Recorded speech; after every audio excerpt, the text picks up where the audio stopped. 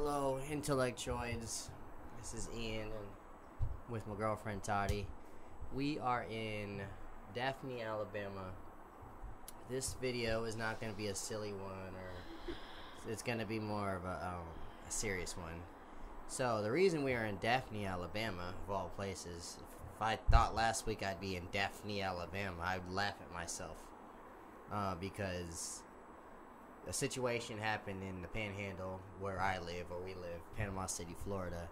Hurricane Michael came, and usually Floridians laugh at the word hurricane. When we see the name hurricane, we're like, "Ha, we've taken them all on. We survived such and such a hurricane. We can survive this hurricane." Yeah. Boy, were we wrong. We were definitely wrong. This was nothing like we thought it would be. It was we weren't as strong as we thought we were. For sure. We were not ready for what happened. No one thought it was going to be that bad. Absolutely. Many hurricanes that come to the Panhandle are usually between like 1s and 3s, maybe 3s at the most. Yeah. This one was from what I've heard different things from different people, was a 4.8, which was close, 2 more points to a 5, but then I've also heard it was a 5. So, I mean, I'm hearing different things, but, you know, you don't know when you're in it. Either way, but, I mean, when you're only 2 miles per hour away from being a 5, you might as well just call it a 5. Just call it a 5, absolutely. And if you don't know about categories with hurricanes, 5 is the highest of the high. Yeah. It doesn't get higher than that. So we're going to talk about our experience through that and our survival, and things that's gone on and where we're at right now. We'll talk about the day of the hurricane. My mother has a friend that let us stay at her house because my mom didn't want to evacuate. I kind of did, but I was like other Floridians, like, okay, if we'll do it, we'll stay. Who cares? Yeah. My mother was house sitting for someone that did evacuate, and I decided, all right, well, I'll go with you because I didn't want her by herself. And I brought my son and I brought my girlfriend. Her parents actually they evacuated to Pensacola with my brother. Yeah. So they were good. And my little brother also went with her little brother as well. But she also has her sister stayed here. Yeah. Not with us, but with her boyfriend. Yeah. So the day of the hurricane, we had this plan. We're just gonna watch Marvel movies until the power went out. So the power gets out around what time? Around 10:30. Probably 10:30 Wednesday. Yeah. So this is Wednesday. The power comes out around like 10:30. And we're just like, wow, that's kind of early. Yeah. And it didn't really show much of like. It looked great outside. Like, it looked so peaceful. Yeah, we were like for a long time. Absolutely. Yeah, we were all confused on like why the power was out so early. So we just, all right, whatever. So we decided to do other things. We were still eating and stuff like that. As soon as the power went out, though, I was like, hey, everybody go take a bath because we don't know how long this power is going to be out. Thank goodness we did that. Yeah. So then comes around 12-ish or 11:30-ish, then we start seeing stuff like slowly. It's slowly like wind. You can feel the wind, but it's not like it's not bad. It's like your normal wind, you know. We're just like, not okay, bad. This is the hurricane. Bring it on. Beating our chest. You know, we'll get through this. Yeah. Then 1 o'clock comes around. Yeah. And the winds are getting really, really high. But again, we're still like, it's a hurricane, whatever. And I just see trees swaying back and forth really, really, like, super far. Like, they're like leaning, like, almost, like, over where they're, like, horizontal at this point. So in my head now, I'm like, okay, this is a strong one. But we can still survive it. Nothing's obviously going to happen. Yeah. Then the winds pick up even more. And this the place we were staying at, the Tolbert, shout out to them. Then their shed starts tearing apart, like slowly. We're literally watching this shed tear apart and everything moving around in the backyard, and all of our stuff is all over the yard. That's when I look, I'm like, oh, I think we need to get out of here.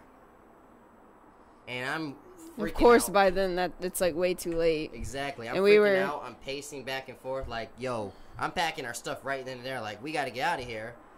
We're in the middle of it. Voice of reason, like, it is too late to get out of here. If we were going to go, we should have left hours ago. We should have left, like, last night, which we thought about doing, but I was like, nah, we'll just stick it out. It'll be fine. But, absolutely. Also, we were sitting in front of the window at the front of the house, like, the wind is, like, picking up and stuff, and it's starting to, like, rain a little bit. And, like, you just start seeing, like, branches and stuff just snapping off of the trees. Like, you can hear them hitting the house and, like, hitting the window and... When I knew things were really, really, really bad, after, I'm still freaking out, like, we got to get out of here, but I've come to the conclusion we can't go anywhere, then trees start falling. Yeah. Not just branches, trees. The trees are literally, like, snapping in half like toothpicks, like... We walked out the window, which was very unsafe. We shouldn't have done. We were, like, by the window. We watched 2 trees fall.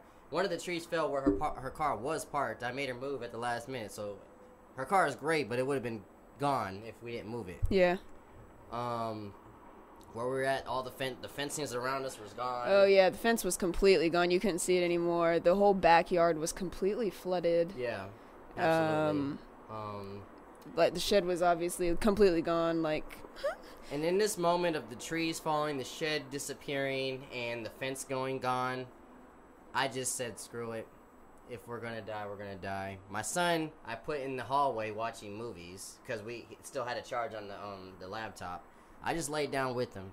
I was like, we're in a safe spot. Whatever happens, happens.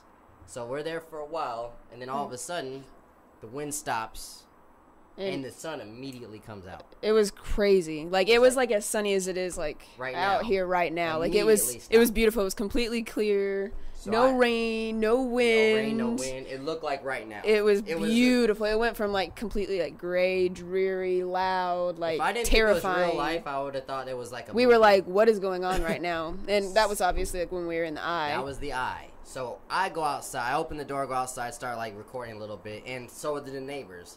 Everyone's checking, you good? She checks her phone. She said, like, you got like 15, 20 minutes until this starts up again. You know? Yeah. Because that's how it is with the eye. It's slowly moving. So we're just making sure everything's all right. I was a little bit more calm when the eye was over and we were in like the second part. I knew there was, it could have started up and been catastrophic again, but I was a little bit more calm because I felt like the worst was gone and it was slowing down. Maybe it was, maybe it wasn't. I don't know. I feel like it was just as bad as the first time, but after having gone through the like round one, yeah, of course, witnessing it was like, okay, well, if we handled it the first time, we can get through the second time. But also, like, it had already destroyed everything that it could destroy the first time. So by then, the second part like didn't have anything left to destroy. It was just extra wind and like rain but. Huge trees were in the front yard, and I felt that was blocking all of the trees that were in the front, like, were down. Yeah. I think all of them except one, like, broke, which covered up the roads. So on top of that as well, finally about 3-ish, I think, then it slows down and stops. Like, it's still windy, but it's like, and it's back. Felt like maybe a category 1-ish. It's still got some kind of heavy wind a little bit, but it wasn't bad. It was enough you could like actually like walk around. You could feel it though. I was you could still feel I thought I was gonna get blown away a few times but we were still brave enough to walk around, but other people were as well. So we were like, okay, what should we do next? I was like, I would love to go home and check my house. We couldn't at the time because those trees I told you about were blocking both entrances of the neighborhood we were in. Yeah. There's an exit and an entry to the neighborhood we're in, and there was trees blocking both sides, so nobody in the neighborhood could leave physically. So we all had to walk. So me, my son and my mom stayed at the house we were at, and me and Taty decided we were going to start walking toward my house. Then she had the idea, well, hey, her dad has a truck at her house. Yeah. So we're just going to go... We should go get that truck so we don't have to walk so far. But that was still like a good, 2-mile walk? I don't know. We walked for probably at least 45 minutes to an hour to get there from where we were at. And then during this walk, that's when I realized, man, this is something life-changing that just happened. Like, it wasn't just us that were affected. We were really, really lucky. We were really lucky. Until we did that walk, we had no idea how bad it was. We had no idea. A shed and a couple of trees in the front yard.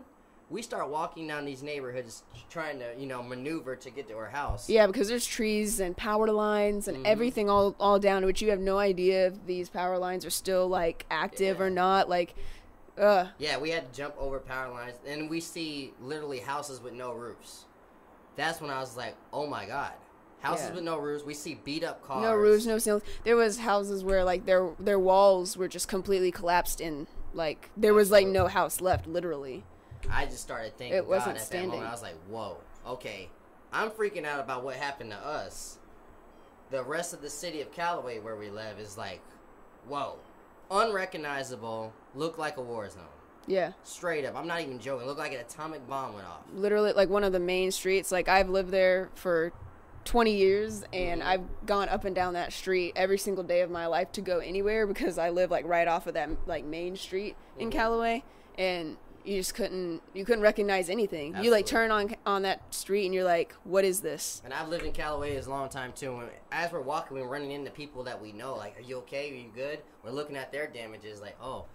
We get close to her house and we get the truck, but she has. You want to explain your damages too at your house? Yeah. I also was really, really, really lucky. Like my house had like pretty much like minor stuff. Yeah. We have a carport, and one of the posts at the carport was like completely broken in half, and then at the top the post is just hanging by like an electrical wire that was running down the pole. So that pole is useless, and then the other pole on the other side is like shifted to the side, so we're definitely gonna have to work on the carport to make sure that it doesn't collapse.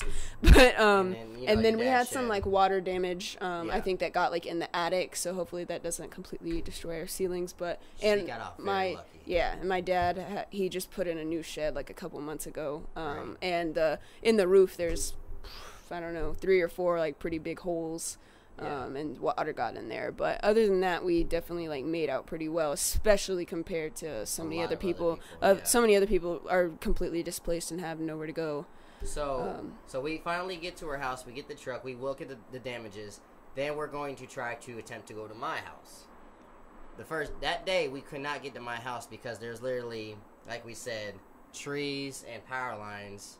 Nothing had been cleaned up. This was like a couple hours after it happened, so no one had been able to get out to clean anything. Cops couldn't even get by things. We were following. Cops were asking civilians to help other civilians with stuff because cops couldn't help. Yeah. So we couldn't even get to where we were at. So it ended up getting dark, and they put a curfew on us. And I was like, okay, we're just gonna have to wait till tomorrow because there's no way I can get to my house. Next day around 8 o'clock. I'd say. Yeah. The curfew was until 8 a.m., so we couldn't go anywhere until then. A little bit before 8, we got up and we decided we're gonna get. We left anyway before 8. Yeah, screw it. I didn't care at the moment. So we got back in the truck. This time, me, my mom, and my son and Taty, we got in the truck and we decided to go down toward my road. We're still seeing crazy damages all over the place. There's RVs turned upside down, cars flipped upside down, Anyway, some of the picture and video you're seeing on Facebook is nothing. It doesn't do it justice. It's nothing like seeing it in person. So, anyways, we finally get to my road, and we're still maneuvering over stuff like that, and I just see trees down everywhere, and I'm just like, because I know there's like 3 trees in my front yard.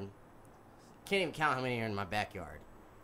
Get to my road, and it's just like the house we were at earlier.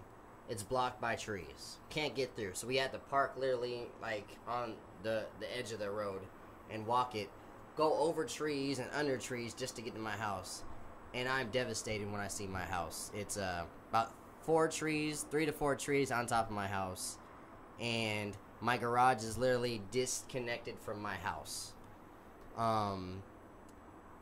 Everything in the back, like the Florida room and the patio's gone. It's flooded as well, and that's before I even go inside the house. I'm just like, oh my goodness, almost crying. I'm trying to keep it good.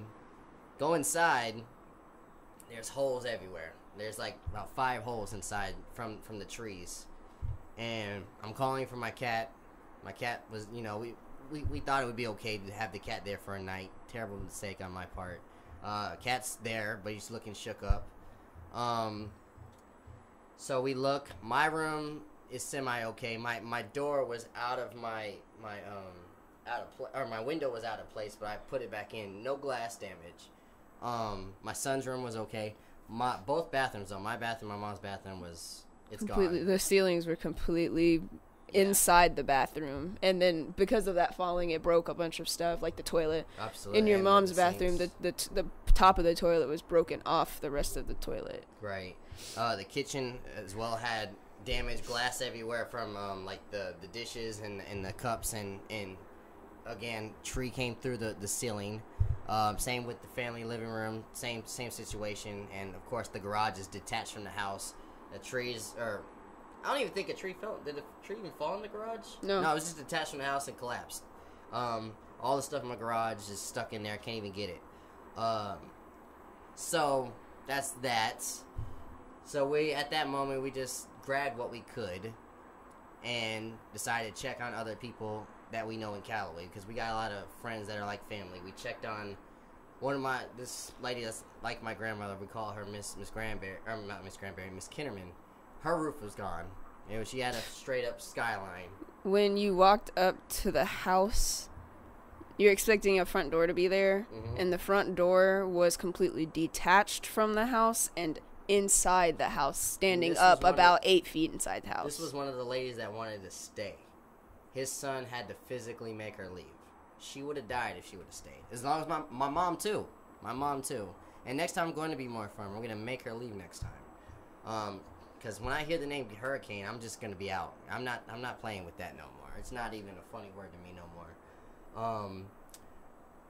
As well as we checked on other people. We had to actually, I'm not going to mention any names, but we had to make sure people were alive. Because we had people calling us, check on so-and-so, check on so-and-so, because we're not hearing anything. Some of them had Our issues. towers were completely down, so no one had, well, at least Verizon towers, which apparently 75% of Panama City people use Verizon, so no one had a way. AT&T. No one had a way to, which is a miracle too. Yeah. Like, I mean, there's no explanation really as to why AT&T's towers stayed up and Verizon's didn't. It's not really Verizon's fault, but right.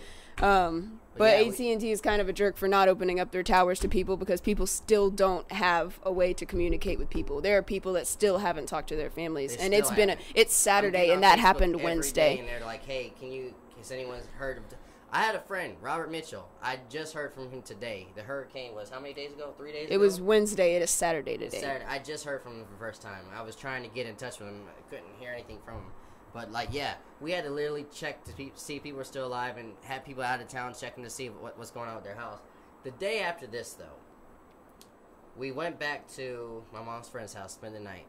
We go back to the house to do more, checking on stuff. My neighbor comes up to me and says, "Hey, last night there was a lot of noise in your garage, and I saw flashlights." And I yelled, "Hey, you got 30 seconds or I'm gonna pull this gun out." And he said he saw them fleeing off. And that really broke my heart. People tried to. No one's ever tried to do that, ever. We've been there for over 20 years. No one's ever tried to break into our house. I understand, poverty brings crime. I understand the situation that it's desperate measures. Yeah, it's literally like a war zone right now. But man, that really broke my heart and really made me rethink my argument about the gun rights thing, which I'm not going to get into that. But yeah, that really scared me. Immediately, I grabbed everything else that I could not live without, like pictures and sentimental stuff. Like, I had to take it and bring it to her house. I was like, I don't know what's going to go on while we're here in Alabama. So we did that. Then we started hearing reports of lawless acts like that. Looting, stabbings, shootings. Yeah. There was a video of one of the Dollar Generals we have in town that was apparently pretty much destroyed. Like the whole front side of it was just inside the store, and there was just tons of people inside just digging for stuff. Absolutely. And I mean, I knew this. There's no coming. Stopping that. Right. I knew this was coming because when Hurricane Katrina hit, I studied all of that like every day when it hit. I knew because it took so long for FEMA and the president to do something at that time. and I was just like, you know what? This is a Category 5 hurricane. Everything's flattened here. People have no power. People have no electricity. No water. No water. They haven't seen their family. They're going to be starving. The more and more it takes for water and electricity to get here and help from, authorities, which some of them are doing a great job helping. People are coming in from everyone helping. That's great. But the more and more people get desperate, the more and more that stuff's going to happen. And that's when I decided we need to get out of here for a little bit and figure things out. Yeah. Because I'm not trying to get involved in that. Yeah. And since we've been here, we've heard that there's been multiple shootings. Mm-hmm. There's been a stabbing. There's been, groups of people walking around trying to get into people's houses to take things. And I have a friend that's a cop. She texted. We're in a group chat. She told me that there's situations where there's dead bodies and they literally can't get them moved anywhere, so they have to tell these people, hey, you're going to have to just send them here until we can figure out what to do with it. And, I felt so bad for their families. I felt bad for her because she's going through a lot as someone that has to protect and serve and deal with, a lawless town, because no matter if you are a police officer at this moment, like... You can't even make arrests or some can't anything. Even make arrests, you really can't do anything to help anybody right now until you get the roads clear. You're really like a good Samaritan right now if you're a cop. You're just doing things out of goodness of your heart as much as you can. But then, we made the decision to come here while this was going on. And right now, we're just trying to figure life out. Because my home is physically... Me, my mom, and my son are homeless right now. We don't know what we're going to do. We have options, though. Like, we've been offered so many places to stay. Well, Pensacola, Connecticut, New York, Orlando. We have a lot of options. We just don't know what we're going to do yet. My job, which was at Tyndall Air Force Base, it's going to be gone for a while.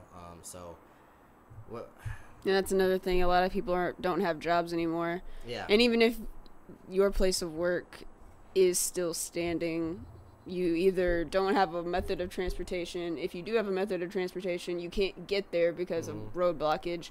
Some people are still like my street. There's can't really, get out of their street. And even if all of those things weren't a problem, we still don't have electricity or water in order to make our jobs actually functional and be able to actually work.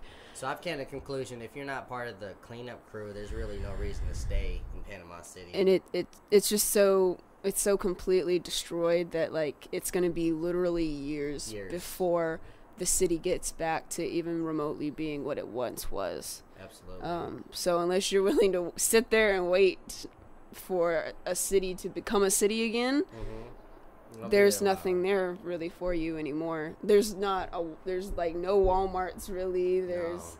at least not close to anybody. I think there's like a Walmart and Target or something open maybe somewhere. The beach did all right. One place that I'd say when it came to the 850 area, and I'm not even just going to say Panama City, the 850 area, I'd say the 2-3 places that got it the worst was like... Mexico maybe Beach. 4. Well, that's going to be number 1. 4 places. It was like Springfield, Parker, Callaway, where we're from, Mexico Beach... is no longer a thing at all. I think that completely flattened and flooded because like the majority of it literally sits like almost on like the coastline. Like it's literally right on the beach. So all of that water, they had a storm surge of like 9 to 13 feet. Yeah. So they had an average of like a 12-foot storm surge, which means they had water, up to here, in their homes. Perspective of where we're at with that. Well, for me personally, this is Callaway, this is Tyndall, where I work, and this is Mexico Beach. All gone. It's all like an atomic bomb went off. It's terrible.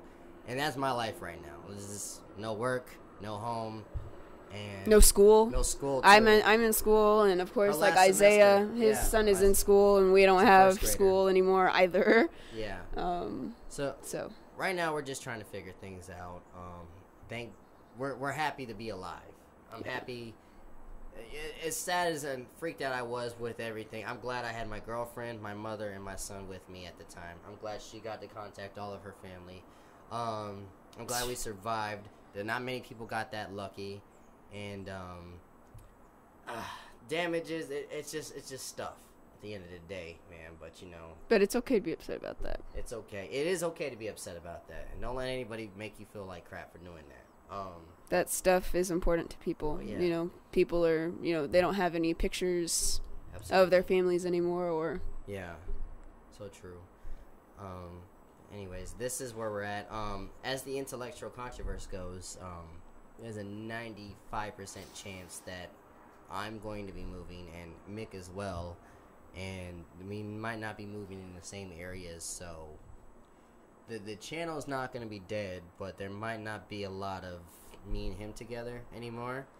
I'm going to try my best to do as much collaborations as possible, like via Skype, or even when we go visit each other, because we're still, like, best friends, so we're going to be seeing each other. We're not going to not see each other. But as the weekly stuff goes, it's probably not going to happen anytime soon. Look out for his album, though. It's 1988. It's coming out October 24th.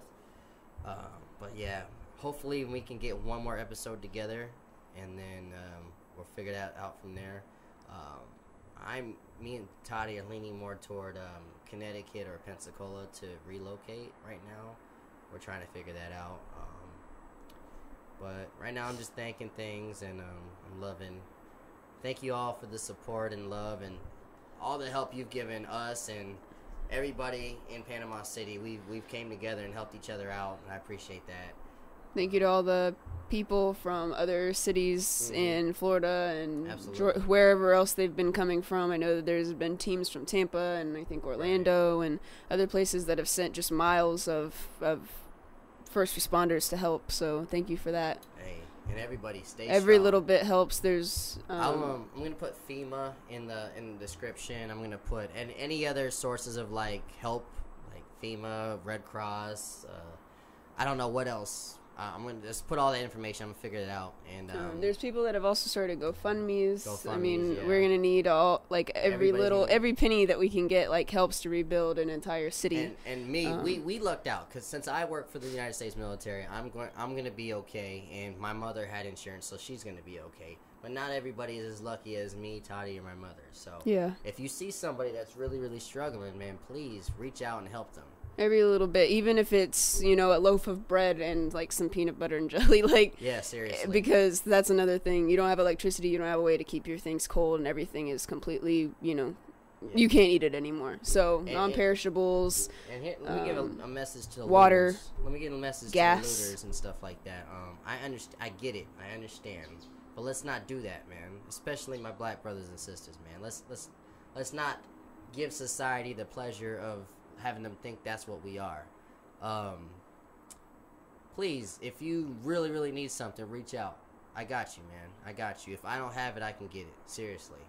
She knows. I have a lot of connections. Yeah. So please, just, no need to take something that somebody else worked hard for. Okay? I get it. You're in survival mode.